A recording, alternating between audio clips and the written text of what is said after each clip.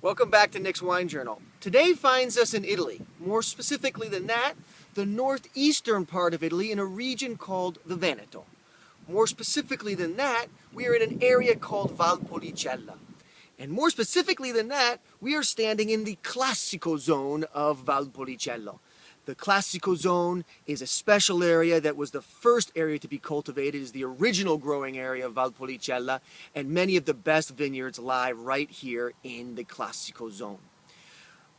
This area here has been cultivated by the Romans for over 2,000 years. They have a wonderful tradition of making wine, and one of the things that makes this area so special is where it's located.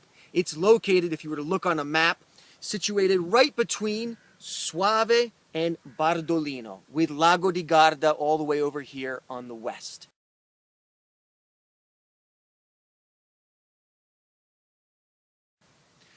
The Classico zone is broken up into three major valleys, and you can see the valleys behind me, these beautiful swooping valleys, and the three major valleys going from west to east are Fumane, Morano, and Negrar. And it is in this area that you have this wonderful cool air coming down from the Alps from the north, and then you have a warmer air currents coming around from Lago di Garda. Many of the vines here are facing south-southwest, getting great sunlight, giving you wonderful concentration, but having the cool winds of Lago di Garda and the Alps cooling them down at night.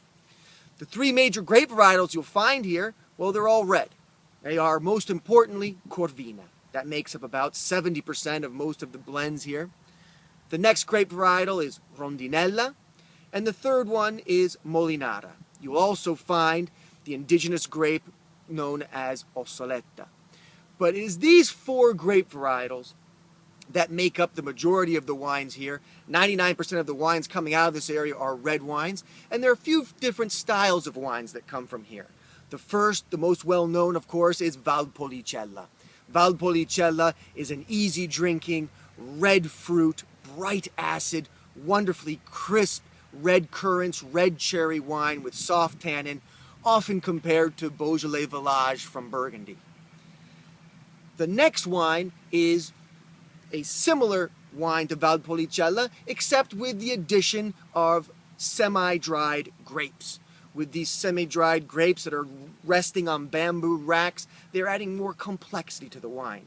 We used to call this process the Ripasso process, invented by Masi, and today it has evolved to be called the Double Fermentation process, also invented by Masi, and it is a higher quality way of making a semi-dried wine.